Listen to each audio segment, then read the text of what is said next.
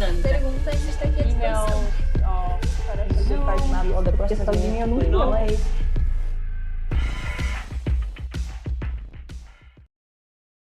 Welcome everybody to the live talk show. I'm Tessa Manuelo, and today we're going to talk about creativity. Is creativity an essential skill for you as a legal professional to build a successful career in the 21st century? In order to talk about this topic, I am bringing for you all a really special guest expert who has built an incredible career. She is today the CEO of Parley Pro, which is a contract automation platform in the Silicon Valley. She has pioneered in so many fields, including online negotiations using technologies, disruptive technologies. So that's also what we're going to talk today. So if you're interested on how you can use your creativity to also lead with those disruptive technologies, this talk is for you. Olga Mack is going to be there in just a second. I want to introduce her to you, and I want to encourage you to share this with your colleagues, with your friends, to tag someone who is interested on this topic right here, right now, right below, so we can have a bigger conversation. This talk is built to build awareness around the world as to what's possible when we think creatively about the law, so we can shape the future of law. And we can improve as well the way we work. Olga Mack is also an advocate for women leadership, resilience, inclusion. So we're going to talk a lot about this with our guest. Are you ready? I am so ready, and I'm sure our guest is ready. So let's bring Olga Mack to the show. Hi, Olga. Nice to see you today. Hi, Tessa. Hi, everyone. It's good to be here, and good to see everyone. And happy Friday. It rains here in California, which is a great thing. We haven't had rain in a long time. So I'm really happy. I'm sitting right next to a window and seeing my trees getting some water. So it's a beautiful thing. This is great. Thanks for being so positive, Olga. And thank you for being here and for sharing a little bit about your career, the choices you have made in your life, and the creative aspects to how you decided to lead your career, the decisions you made. So maybe to get started, I have a question for you, Olga. Is creativity something that is possible in the legal sector? Is it actually desirable to be creative? Has it helped you in any ways? Let's talk a little bit about that to just get things started here. Well, that's a lot of questions. I think I'm going to say yes, and yes. Possible, yes. Creativity is an equal opportunity kind of thing. Desirable, absolutely yes. In fact, I think it's more than desirable. It's a mission critical, table stakes skills of a 21st century lawyer. And yes, some people, born with slightly more, inclination toward it. And yes, it's a learned skill. And yes, I do think that it should be taught in law school. This is fantastic. So yes to creativity. So maybe let's demystify this for the audience. Our audience, mostly legal professionals. Creativity is completely new. Most of us, think creativity is just for the arts. We're not there to make art. We're there to, practice law. Maybe we can dive a little bit deeper into maybe what are the creative skills that you believe helped you and can help others to really make a difference and show the way forward for law? Well, first of all, I think there are quite a lot of creative lawyers. I've had an opportunity to work with all kinds of creative lawyers. And you see quite a lot of it on intersections, of, say, law and technology, or intersection of law and business. You see it often in novel situations. So it's not that law has no creativity. In fact, most amazing lawyers we know are highly creative. What I do think is that sometimes lawyers use limited tools. One of the things that, when I got to law school, somebody said that law is 1,000-year path and you have to follow it. And that quote sort of stuck in my mind. And I repeatedly keep coming back to the answer to that is not true. And one of the things that I kept thinking in law school for 3 years is that, where did all the pictures go? Because Tessa, I don't know about you, but my mother was reading me picture books when I was growing up. And all I saw in law school is a lot of text. And I remember, as I was reading various case law and various statutes, I remember putting pictures on the side and notes for myself. And, I was doodling in my law classes. I continued doing that in big law, expressing some of my ideas on whiteboard, seeing that people react to it, continued doing it all the way in-house. And at some point started publishing notes to my legal self, which is essentially drawings that summarize where I am, how I feel about law, the things that we value and where we should be going, or even more specific commentary on various substantive areas. And what I've realized is that some things are just easier to express with things other than words. And that, yes, words are powerful. And yes, we see a lot of creativity among lawyers. And yes, we should use more tools. Visuals, for example, is one of them. I think because it's such a powerful tool. And many lawyers do not use enough of it. And in that way, very much limit how much creativity can show up in their practice. Yeah, this is so interesting. We can all relate to that. Whoever went to law school, it's just about reading text, reading words, writing papers. There's no space for creative thinking as we think, or as we know it. And you have started an initiative as well that is called Notes to My Legal Self. And I think this is very related to law, creativity, visuals, using visuals in order to sort of demystify some concepts for yourself, but also to communicate those better in a more effective way to others.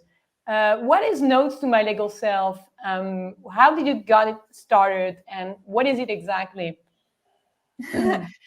Yeah, it actually literally started like Notes to My Legal Self when I was drawing reactions to things that were happening to me in my practice, in my studies, as I was going through my journey. And then I, over time, shared them on various whiteboards in my offices and saw people react and take ideas further. And I was basically having visual conversations. When you put a visual in front of people, they will react, and sometimes they will actually take a marker and start drawing on it and take your ideas in ways that you didn't think was possible or didn't even think of it. And then you sort of have this visual conversation, and instead of expressing your ideas in a million words, which is possible, it will just take forever. There's just sometimes a more efficient visual way to communicate those ideas. And so that's how Notes to My Legal Self started. They were eventually published on the Above the Law, and I eventually shared them on social media. And it's amazing. It's still happening today. I used to draw them by hand, and I use Adobe, and then now I use Canva in combination of Adobe, so I can do them a little quicker. But the reason I do them is that they often elicit a reaction and conversation and spark a take on the conversation that I have not thought of, and really takes those ideas further. And the amount of discourse and examples that people provide as we're having this visual conversation is very powerful. And it often gives them what psychologists call a gestalt connect the dot reaction, and really may impact them.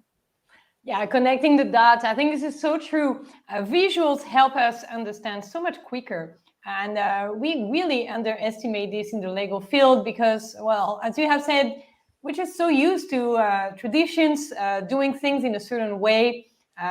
You went to law school and they said things haven't changed in 1,000 years. But now things are changing. Things are changing, and you are showing the way forward in your position with a contract automation tool that you're leading as CEO, but also advocating for resilience, inclusion in the legal sector. So I really want to talk a little bit about this because now that we know from your story that creativity is absolutely desirable and even essential, let's dig a little bit deeper into this, and let's also dig into how can we make all of this more inclusive, more resilient. These are ideal concepts, but not difficult to implement in practice. So my question to you, Olga, I'm talking a lot here. My question to you here is maybe to continue this conversation on creativity. How is creativity making companies better? And especially here in this case, law firms, legal departments, like the legal industry or legal tech startups, because you are working in a legal tech startup. So how is creativity making companies better, and how can we personally become more creative to be better innovators? Yeah, no, those are a lot of questions, and great question. I think what I'll just share maybe a couple of observations. One is that we're naturally creative, and we see quite a lot of, not just in law, but well outside of law, creativity on intersections. Intersections are very, very powerful. They are very powerful in life. People from different directions come and cross and sort of exchange ideas, and there is an opportunity to meet. When you have, fusion cuisines, right? When you have French and Vietnamese, the outcome is just unexpected and great. Same with law. When you have an intersection of law and technology, when you have intersection of law, and NFTs, when you have an intersection of law and you name your choice, social justice, whatever it is that you love, you are much more likely, if you're using the tools or concepts or ideas from other directions, from other fields, from other disciplines, if you're going to combine them, by definition, you're going to be doing something new and therefore creative. I find that a lot of lawyers are increasingly practicing on some sort of intersection, and being open-minded on this intersection is very important. Yes, you bring your legal ideas, and yes, that's the skills you bring, but you're also coming to the table to learn. And you are open-minded to that intersection and meeting other people and learning their concepts and ideas and frameworks, and seeing how that could be not a dominant paradigm when law trumps everything, but a happy marriage when there is a sort of a fusion, just like with, say, Vietnamese and French cuisine. And I think that's where a lot of creativity is, in the intersection. I'm also a trained artist, and you see quite a lot of creativity when people experiment, specifically when they experiment with tools. There's something about taking a tool for the first time and doing something that you never tried before. It's not that you cannot be creative with words. You can be very creative with words. And I do this every day, both in writing and in speaking and all of that. It's only one tool of many others. There are other tools. And one of the sort of important tools that is ignored in law is that visual intelligence, that ability to have what I call visual conversations. And partially because people who are attracted to law school are highly analytical, and visual is a slightly different part of the brain. But that's a generalization, because there's quite a lot of left-brained lawyers out there, and I meet them every single day. I think part of it is also that law schools don't teach you visual intelligence, and that's very important. It's a learned skill. Anyone who ask your child, who probably is much more proficient in reading emojis. It's not that they have proclivity; it's that they have more practice than you.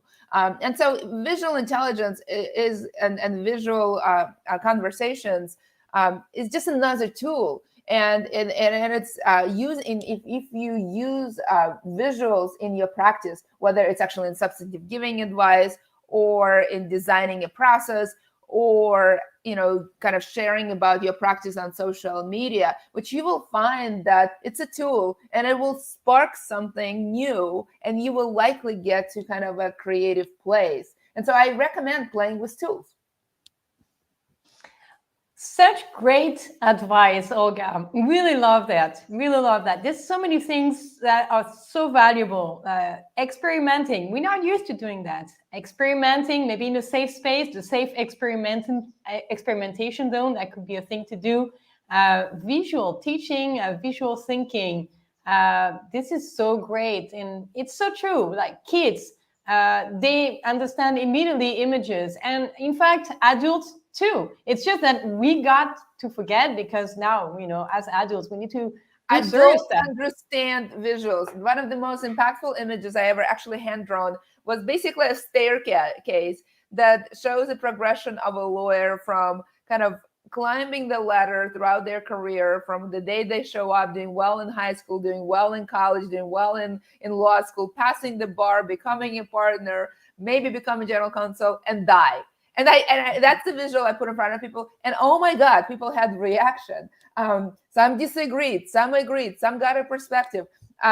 We connect with visuals. Even as, some visuals just strike a little bit closer to home. We have reaction to them. We may have a reaction that is not intended. Unlike words, I think visuals sometimes really hard to control because it's a much more restricted medium. And sometimes, triggers, depending on your baggage and experience, different reactions that you may or may not have anticipated. But we react to images, absolutely, hands down. And I just, that was probably the most powerful image I ever put out. I put out a quote in a few different ways. And that just puts your legal career in trajectory. And I see lawyers, depending where they're in life, react to that and just either have an epiphany and want to change their practice, or disagree with me, and I just love it. And it always sparks a conversation. I think we have Geneviève Gauthier from Montreal. So exciting to be here with us live, Olga, commenting, embracing the creativity, opening a new world, a whole new world. We have also Marty who's commenting, and it's a great occasion for all of you to comment, to share where in the world are you tuning in from. Are you using your creativity? Have you tried? Do you want to give it a try? Because it seems to me that this creative set of skills, the creative set of skills can also help turn quickly into good ideas and eventually into good businesses. If I remember correctly, Steve Jobs, I think, because I'm making a link here between creativity, visuals, and technology. And I think I remember Steve Jobs when he created this new user interface for the Apple computers. One of the most important feature that he wanted was the beautiful different fonts you could have, because, well, he studied calligraphy. So here was an unexpected connection. Like you have mentioned, Olga, you working at intersection of calligraphy and technology, bam, you have this idea to create beautiful fonts for your computers. It was really difficult to do. And eventually this got extended into another more beautiful interface and a more beautiful kind of enjoyable experience of the computer. And so my question to you, Olga, is, so we understand that creativity is all within us. It's just about allowing ourselves to make those connections, to be at the intersection of different disciplines. But how can we turn those good ideas into good businesses? Actually, let me even kind of answer a question before, right? The question is really, we're all capable of being creative.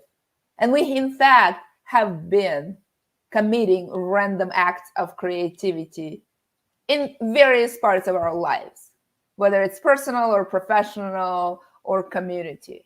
The question is, how can you take the random acts of creativity and make it a systematic practice, right? Because that's what really, if you can do it systematically and on demand, then you are unstoppable, then you're powerful. And I think this is, I do think that lawyers are creative, and I've seen them commit random acts of creativity. It is the systematic, predictable, on demand that sometimes not just lawyers, humans struggle with. And I think what you have to realize is that it's a set of practices. To be creative is a set of practices. It is one, starting with a problem, two, being open-minded and listening, three, inviting ideas from other places, 4 playing with tools, 5 iterating, 6 getting feedback. There is a process. It's not you either are or you aren't creative. We all are creative. It's just some of us are better to be creative on demand. And so if you practice and grow that muscle and can become creative, idea generating, pivoting machine, so to speak, then you can actually then get to a place of creating value. And that value can show up in many ways. It could show up in creating businesses that have sort of a repeated model that can be done, where the monetary value could be extracted. But it could show up in other places. There's a lot of community leaders who change the way we think and systematically create structures for that as well.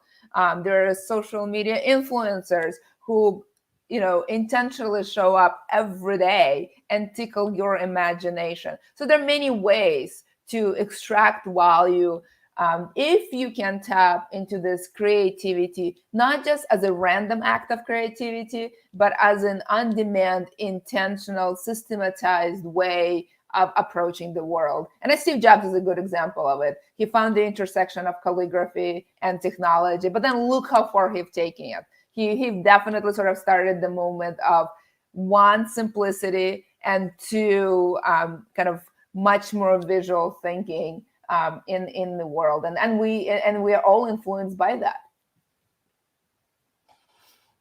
Yes, absolutely. How to be creative on demand, intentionally, systematically. This is so important. This is the intention, right? The intention, the awareness, and the willingness to do something different because it's better, and it will make life easier.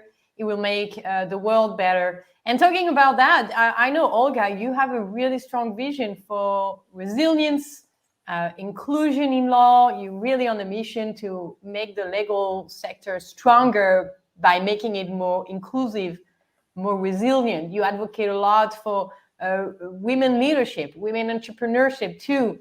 You are an inspiration and a mentor for many, whether we're women or men, because of your career and the choices you've made.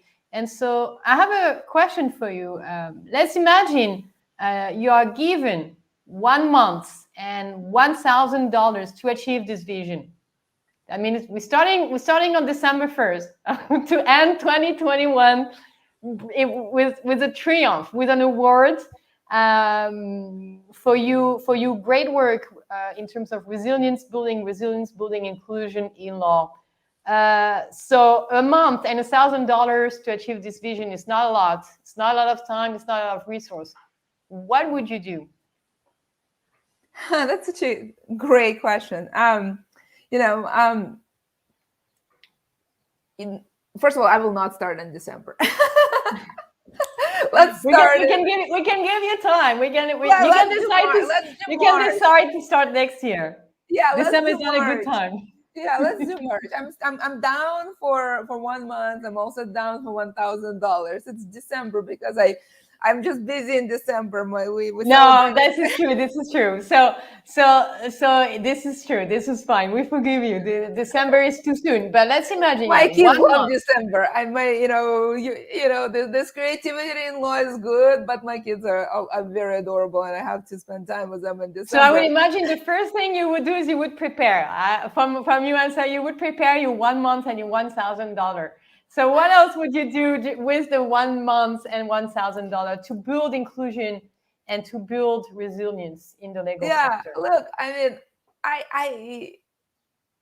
I do think that visual conversations are powerful, and I've seen the ideas move forward and discourse ensued when you have visual conversations. So there is a really high likelihood I would do a series of visual conversations in various platforms. I'm a fan of showing up where my target is and having conversations, both visual and yes with numbers and yes with words, because I think words are powerful. numbers are powerful, visuals are powerful, and the combination of the three is super powerful.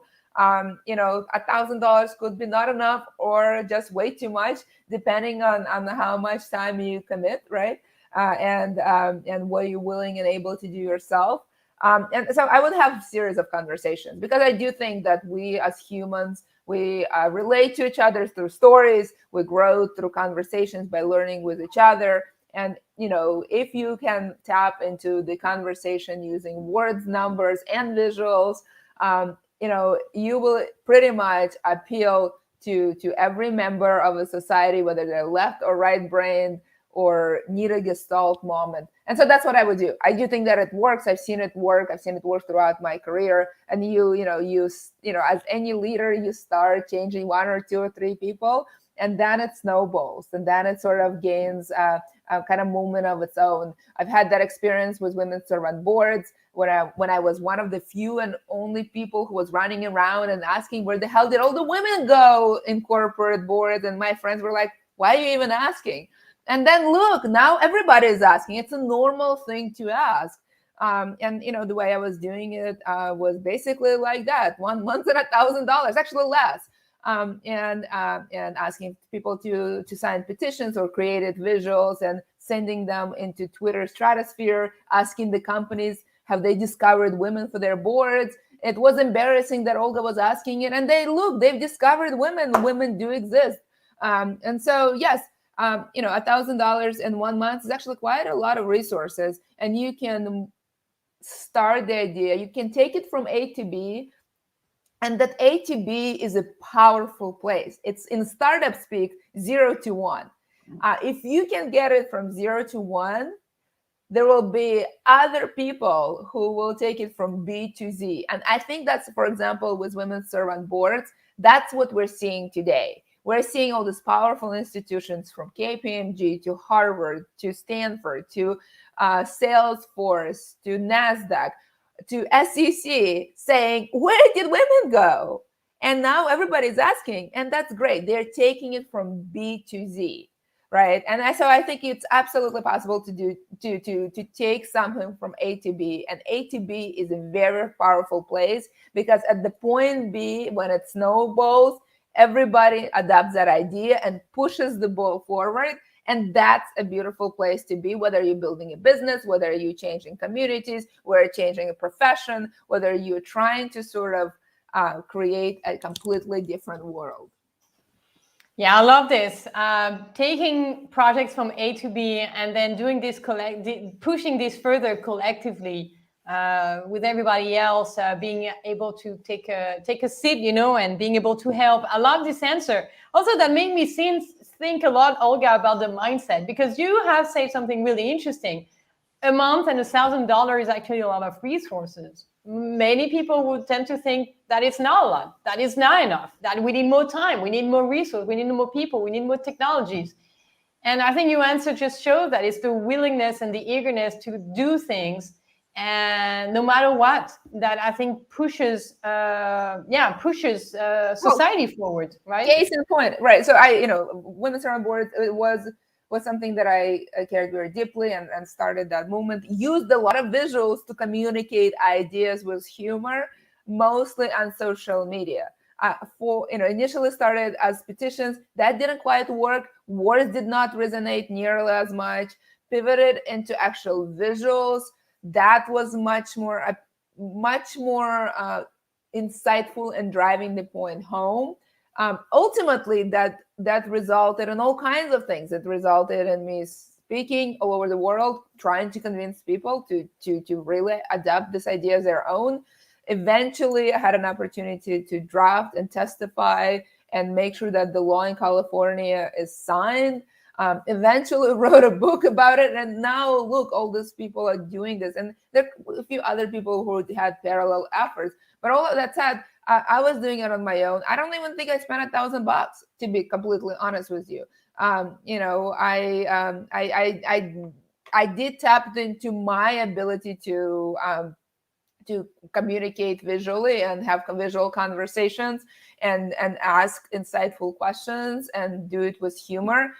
Could I have paid somebody to do it? Yes, but I didn't want to outsource the fun. It was for the first time in my legal practice where I could really combine my ability to communicate verbally, my ability to communicate visually, and I just wanted to show up as myself. So it could be as expensive as or as cheap as you want. Of course, your time is also important as in a huge resource. But $1,000 is a lot of money, and you may even need much less than that. You often need much less than that to get from point A to point B. So next question will be, how about you have 1 day and $1? What do you do? So let's imagine you get started with this project, 1 month, 1,000 project. Let's continue and imagine it's 2025 and you've won an international award for manifesting this vision, demonstrating that the legal profession can be stronger than ever by building resilience and inclusivity. What are the 3 things you have learned on this journey to getting these international awards? One thing. You only need one thing. You only need imagination. Seriously, the number one answer to anything in law is we've always done it this way. That's an imagination problem answer.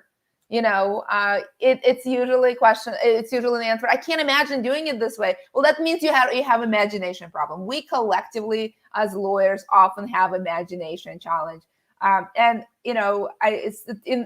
I had to sum up what I've been doing and what I guess I want to be known for, is that I want to be the person who solved the imagination challenge in law. Because the thing about imagination is that the reason it's important is that if you can't even imagine, you won't even get to resolve. That's such an important first step, to imagine, and having that challenge is not just a bummer. It's limiting. And so if we can sort of get to the place where we can, yes, we've done this before this way, and hey, things could be different. There will be other people more creative than I who will show up and take it forward. But if we can't even imagine, then we have no hope. And so, if I hope to achieve anything, is that we collectively as profession start imagining in different world every time we hit the wall, or every time we don't like what we see, or every time we see the unsolvable problem, because the imagination is where it starts. Once you can imagine, you or other people around you or collectively together will take it all the way home. I can relate so much with everything you have said, Olga. This imagination problem, I think we all have it inside of us. We just don't know how to unleash this creativity, the creative abilities, the imagination capacities. And it's so true. It's so true. I just want to thank you for this, because I think this is wonderful. And I'm pretty sure the audience is really enjoying this conversation. We have Beatrice, who just joined from Italy. Hi, Beatrice. Thanks for joining. Beatrice is a lawyer. I think you are in Milan, but I'm not sure. But I know you're in Italy for sure. And I know she's just a great example of creativity. I think that 2 weeks ago, she was with her law firm in a creative kind of arts exhibition in Italy. That was so fantastic to see, like lawyers also taking the creative space. Anne Geneviève is saying, yes, imagination. We need more of that. We need to solve the imagination challenge in law. And we have Marty also, who's commenting here. All of us are creative. And some of us may be a little bit better to do that on demand. And I think everybody can do that on demand more systematically, like Olga has said. It's just a matter of practicing and trusting yourself and getting better by practicing. So now we have talked a lot about creativity. We have talked about imagination. We have discussed that it is absolutely essential to build a successful career, also to work in tech. We've talked about inclusion, resilience. I'm pretty sure on this career path, you have maybe got to meet other people or work with other people that you got to get along well, or you got to get amazing stuff done because maybe of some certain unconventional skills. what are those unconventional skills that you may have developed for yourself, or that you seek in people that you want to work with them because of those unconventional skills? It could be unconventional experiences. Let's talk a little bit about that as well. What do you think, Olga?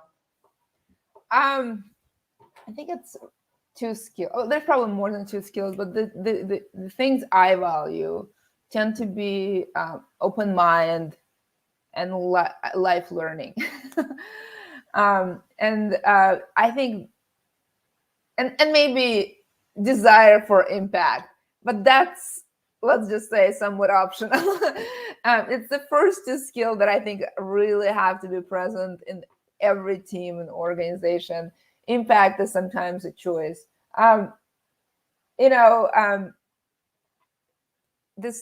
We need to open our minds that we can learn from anyone. We have traditionally thought that we only kind of learn from people ahead of us, people who are older or who have done it before. But the thing is, my 10-year-old teaches me things every single day. It's remarkable that she has certain intelligence that I have not even fathomed about. I think there's kind of 360 learning and open-mindedness to that. That is the skill worth developing. And I have a very specific example. In 2016, I found myself in New York, and this what felt like underground ghetto with a bunch of mostly young men. I felt like they were 12, but they were probably, I don't know, 19, 22 at the time. But I was definitely older. And they were talking at the time. There was a gathering, it was an event, and they were talking about NFTs in 2016. My mind was blown. I learned so much. It was the venue was dark. It was so, now they call it punk. I was so uncomfortable. I was one of the few women, unfortunately, but also probably the oldest person. And I was definitely under 40. And I was visibly different. But the ideas were so mind-blowing that I just didn't even care. I would just wanted to be part of that. And I couldn't get enough of it. And that in the end inspired writing a book about blockchain business models. Where I predicted quite a lot of things that are happening today after interviewing this very creative people. It's being open to that. It's being open to NFTs in 2016 before 2021 when they blow up. Because NFTs, for example, have been around for a little while. It is that many people took 5 years to see the beauty of them.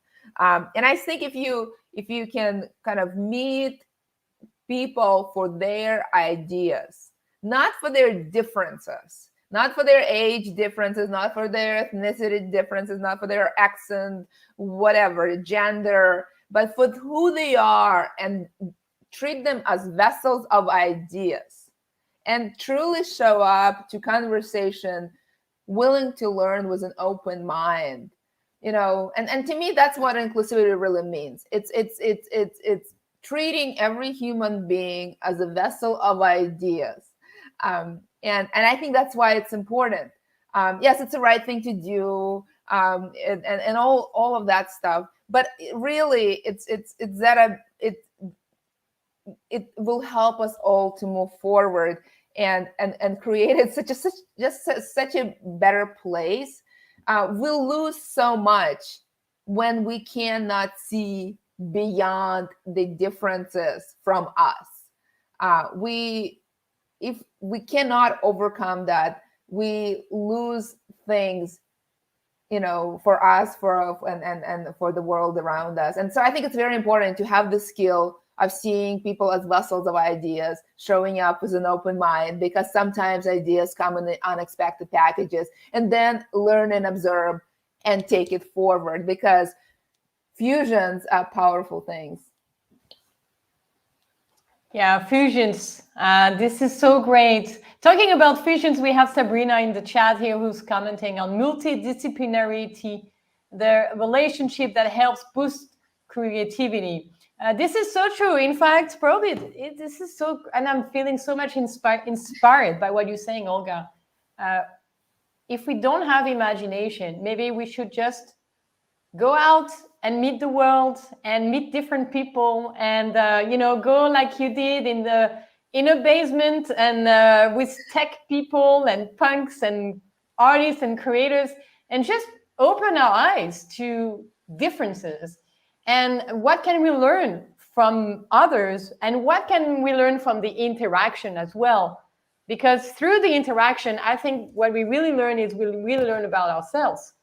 We get to discover that maybe we're not as open as we thought, that we're not so curious as we should, and that we're not so adventurous as we may want to. So I think this is what is powerful in this creative process. It's a discovery of yourself through others. Like we're having this conversation and I'm discovering things about myself. I'm building a little bit more awareness as to some strengths or things I would like to put more attention on. And I see Bianca here is commenting, listening to the minds, not to the accents, and seeing the ideas and value, not the colors or the clothes. Absolutely. Absolutely. Reminds me of a conversation I had in a cafe in Montreal. It was a homeless guy, and he was just next to me in the line for the coffee. And he just started talking to me, and I didn't let myself reluctant to talk because of the appearance. And it was so interesting. Like his ideas were just so interesting. I was just so fascinated. So you never know. You never know where the idea is going to come. Let yourself be open to that, to explore. Yeah, I had when I was in law school, 2005, 2006, 2005. I was fortunate to get sort of this really cool. It started out as an internship, and then I became a liaison. Yahoo opened Berkeley Labs, and when Yahoo acquired Flickr, and Flickr is a picture sharing app, I was sort of the only legal presence helping integration of Flickr team, which was predominantly a bunch of PhDs from Berkeley, from School of Engineering and School of Information. And I was there as the only legal presence for about 2 years, working 10 to 20 hours a week and longer during the summer. Yahoo in itself was a very interesting place. But Berkeley Labs, it basically was this playground of a bunch of PhDs. I'm the only law student, only anything remotely law. And my job was to, one of many jobs was to attend various brainstorming sessions and, kind of take notes and see what we can, kind of patent, what ideas kind of functional. And I remember I took so many notes because I was there. And they were saying this incredible things, and they just, I don't like sci-fi. I like kind of true stories, and I like nonfiction better. But they sounded like sci-fi at the time. They were talking about this GPS locations and what we can do and how people can communicate. My mind was blown, and I was just like taking notes, and I'm like thinking, wow, I'm like in this sci-fi novel, and I don't even like sci-fi, and this is kind of exciting. And then I was working with a number of specialists, intellectual property specialists, trying to figure out kind of what to patent and how we think about this harvesting sessions. And then, one time he asked me, Olga, we have to be strategic. Which ones of those ideas are possible? And there was a big pause because I was like, look, they're all kind of crazy, if you ask me. Like, they're definitely not part of my world. But do I think they're all possible? I think they're all possible. I think. I just don't know if they're probable. They're possible. And I think that's, looking back now, 15 years later, more than 15 later, first of all, every idea they had became a business today. Note to self. if you find yourself in a sci-fi novel, maybe it's time to kind of take notes and make investments. So every one of those guys actually went on and built a fantastic business, or other people in their network build a related business. All of those sci-fi ideas became true. Like they predicted the Facebook, the all of this stuff. But I think more interestingly for creativity, I think it's this journeys from no, impossible, to hey, that could be possible. How do you make it probable? That becomes the question of strategy and systematic practice. From taking it to possible, which is basically by definition more than 0%, right? To probable, which is by definition 51% or more, to certain, which is 100%. It's that taking that journey to impossible, to possible, to probable, to certain. That's the skill that I think worth developing. And I think once you see something as possible, then you can make a journey to probable and certain. Yeah, love this continuum. Moving from impossible to certain, step by step, making everything that we can imagine probable. Talking about imagination, I see there was a great question here by Rudolph, who's tuning in from Mexico. What's the difference between imagination and creativity? That's such a good question. Yeah, I'm not sure I have the answer. What about you? Yeah. Look, I mean, imagination, it's imagining something that is not in front of you, right? And in the context of creativity, it's the ability to unframe the problem and imagine the outcome. Creativity is connecting the dots between where you are and where you want to go, given the limited resources you have. And those resources could be money, your intelligence, your tools, your network, all kinds of things. So they're related. It's helpful to have both. The ability, half of solving the problem is the ability to actually know it exists and imagine a different outcome. And that's where imagination is just helpful. And again, imagination could be a skill that you systematically develop by asking, a lot of people recommend the practice of why. If you ask why 5-10 times, you will probably get to kind of framing of the problem, or at least close enough. And the creativity is, yes, the first 10 ideas will be sort of the obvious things to do. But then when you use different tools and sort of different borrow from other disciplines and do what I call fusion, that's where the creativity begins, right? So it's the ability framing the problem first, which is sort of I think very important. It's not the most important step, but it's very critical, because without it, we will not even get to the destination, as I said. But then, the creativity is that bridging the gap and try to build one bridge and say, oh, that's a little too short. Let me build another bridge. Oh, that's a little too much. Oh, let's do maybe something else, a scenic highway or underwater boat. And that ability to bridge that gap, that's where the creativity becomes. So very related, somewhat different parts of the process. Thanks so much for everyone who are live as well. Make sure to tag someone who needs to hear this today. There's been so much that Olga has shared. And as we're about to end this conversation, before we go, please do us a favor. Tag someone in the chat who needs to hear this, because creativity and the imagination challenge is a really, really big problem. In law especially, but in general. I think in general, people don't trust their creative abilities, don't believe they can imagine the impossible, and least to say to actually do it. And I think, Olga, you're living proof that, everything is possible as long as you commit yourself to actually do it and to give it a try. I see Bianca here is talking about imagination, like the free flow. I kind of relate to that too. It's letting yourself imagine anything. And then I think based on that, using your creativity to build something out of those crazy ideas and trying to make them, as Olga said, probable. Christina is commenting here. We love to see you comment, Christina. So nice of you. Loving this conversation. The legal profession can only continue to thrive and grow through creation and imagination. So beautifully said, Christina. Thanks for commenting. And whoever has a question for Olga, this is your last chance because we're about to end this conversation. Although we could talk forever, maybe we should do a 1 month, $1,000 challenge and talk forever about inclusion and resilience using this great tool, StreamYard. It would fit in the budget of $1,000. So we have a first step here to take.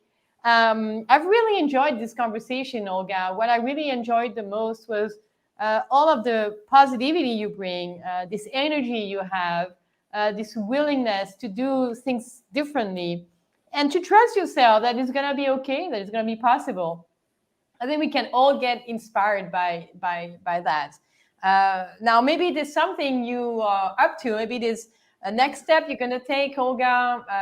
Something, I don't know, something you want to do in 2022. How can we help you? What is your next step? Tell us a little bit. So maybe there's a way we can help you as well. Yeah. Well, I there's usually no shortage of things I'm working on. I work on quite a few things. But one thing I've been really thinking about is how we bring visual conversations to legal professionals. Because, visual intelligence is not something, some people, again, born with a little bit more inclination toward than others, but it is also a learned skill by and large. And many of us don't know the ABCs of visual conversations, and therefore we are sort of committing random acts of visual conversations periodically when we react or even create visuals. So I will be announcing a project that I will be starting in the next few weeks that will be helping legal community to have access to sort of visual conversations basics and get to the point that they can start taking baby steps to be fluent or at least much more intentional participants in this increasingly visual world. I think the visual intelligence is a highly underestimated skills. But we see quite a lot of not only things like emojis show us that they can be powerful, and that's how we increasingly negotiate.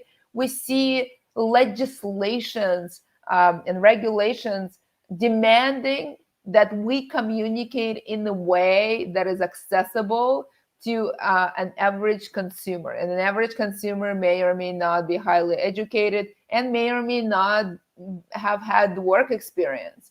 And so we increasingly see in various parts of the world legislations either directly or indirectly express that we need to start communicating in ways other than walls of text. And that becomes very important. And our business partners tell us that too. Just put any agreement in front of your business partner, you'll see their eyes glaze over. Technically speaking, they could read every word, and practically speaking, they will get nothing out of it. Nothing out of it. And because it's just not equal opportunity type of experience. And so visual intelligence, I think, is a very critical skill for lawyers in 21st century. I think we should teach it systematically. I am somewhat on the mission today to make sure that we raise the tide for all boats, so to speak, when it comes to visual conversations. And I will be starting a project where I'm inviting the community, the legal worldwide community, to contribute and be part of it, and help us learn together through experience of visual conversations, so we can serve our clients better, so we can communicate better, and hopefully in the process we'll become more open to ideas outside of legal fields and become a much more inclusive profession. Wow, it sounds so inspiring. Can't wait to see this project unfolding. If we can do anything to help, you can count on us. You can count on this community as well. This was such a joy to spend a little bit of our Friday together, Olga. We get to have a lot of comments in the chat here. Sabrina from Brazil says she's learned that creativity is a day-to-day exercise and that everyone can be creative as long as one tries it. And Genevieve also is commenting here. Thank you to both of you for the great conversation. She takes a lot from it, especially the visual conversation. Let us know as we're ending this conversation what you have learned. Please share with us. We love to make this community, engaged and active. Rudolph will love to learn more about the visual conversation and legal interpretation of this kind of communication as well. Well, thank you so much, Olga, for being here today on this live talk. We get to do those talks. I get to do them to bring awareness as to the importance of creativity in law. And I think, Olga, you're such a perfect representation of what's possible when we find our own creativity and when we actually dare to use it, making some bold decisions at times, but following a vision, right? Following a clear vision. And I think you're a great example of how successful we can be when, and happy, it's not just the success, it's being happy as well, being aligned with what we're trying to achieve, right? Yeah, I mean, it's ultimately satisfying to be able to express yourself, to communicate well, and include others on your journey, and ultimately do this thing called impact, right? If you can leave a mark and leave legacy, I think ultimately that's something that most humans find satisfying. If each of us can leave the world in a slightly better place than we found it, I think collectively we'll do quite a lot of progress. And I think that's why impact is such a, while somewhat optional, I think in the end, if you can get to that place of impact, it's deeply satisfying because it gives you purpose, it gives you legacy, and ultimately that ability to leave the place in a slightly better shape than you found it, I think is ultimately satisfying. Absolutely. Thanks so much, Olga, for those words of wisdom. Also, connect with Olga to stay in touch. She's doing a lot of things on her LinkedIn. It's just amazing everything you're doing, Olga. So I invite everybody to follow Olga. Just connect with her on LinkedIn. Follow her. Unless there's a better way to connect with you, Olga. I think LinkedIn. No, I show up on LinkedIn all the time, very consistently. Love having conversations. Many of them are visual. I'm a huge fan of visual conversations, and I love learning from them and reacting to them. They really take me forward every time. So LinkedIn is definitely the place to meet me. I show up in posts, I show up in comments, and I show up in direct messages. So definitely do that. Tessa, thank you so much for having me. I'm a huge fan of your work and your community of legal creatives. It's fantastic to see you be on this journey and being part of it. Thank you so much for inviting me. I thoroughly enjoyed this conversation as well. Thank you, Olga. Thank you. I'm going to give some last words to our live attendees. Thank you so much for being here. That was Olga Mack, notes to my legal self, CEO of Parley Pro, leading a contract automation technology tool and doing such great work in the field of creativity, law, disruption technologies. I really hope you enjoyed this conversation. Stay tuned because I'm doing quite a lot of those live discussions with experts and thought leaders from all around the world, especially related to this topic of creativity, but also design thinking, technologies. So we can get to see together what's possible when we dare to think creatively about the law. And before we go, I want to encourage you to, really, really stay connected with this community. This is your place. This is your safe place to learn, to experiment, and to grow and to exchange ideas. I think what Olga said about combining and being at the intersections of everything, this is where the creativity arises. This is where the creative spark ignites. So I encourage you to stay connected with this community, to stay engaged. And before everybody goes, I just want to share a little quick something here because the team has put together a short video. And I was just so proud of seeing this video. Before we go, I just want to play it for you. It's a really quick and short video of some of the amazing testimonials from the community at Legal Creatives. So you can get to see a little bit what other professionals are able to achieve when they use some of those techniques. So let's take a look and wish you a great training. The things that I like the most is, first of all, that you have a great teacher. Tessa, you're really inspiring, and whenever you're on the certification with you, it's like really great to have you there. Also, it was a fantastic experience to meet people from all over the world and get different viewpoints on legal design and how people want to use these new skills that they're learning all over the world. So it was an incredibly enriching experience. You have like a community, you have like an ecosystem where you can learn, you have challenges, you meet a lot of people, you are constantly having different lessons and different approaches, and it was super nice and a very creative environment. And I'm glad that I am part of this Legal Creatives community. And well, this is great. I'm happy. Being part of the Legal Creatives community, it's such a great experience because you can get in contact with lawyers from all over the world.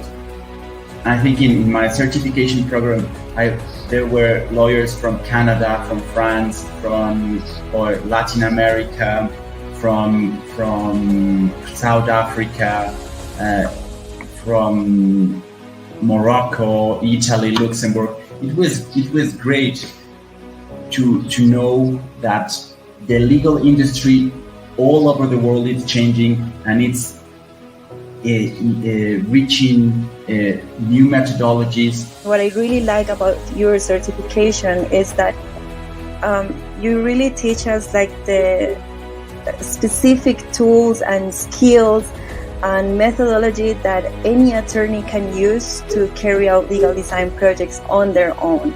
Most recently, I completed the expert practitioner course, which really helped put you in the position of what you would be doing in practice and helps you prepare for doing it yourself. Yeah, at the end, I got my certification, which is also something really good about the academy because, well, it's good to know that what you have done and all the effort, and it's placed somewhere and it has a value. So yeah, I got this certification, and this certification also let me find a job in legal design. I highly recommend Legal Creatives and the courses to anyone who's looking to take a new approach to law and to use creativity to come up with new solutions for their clients.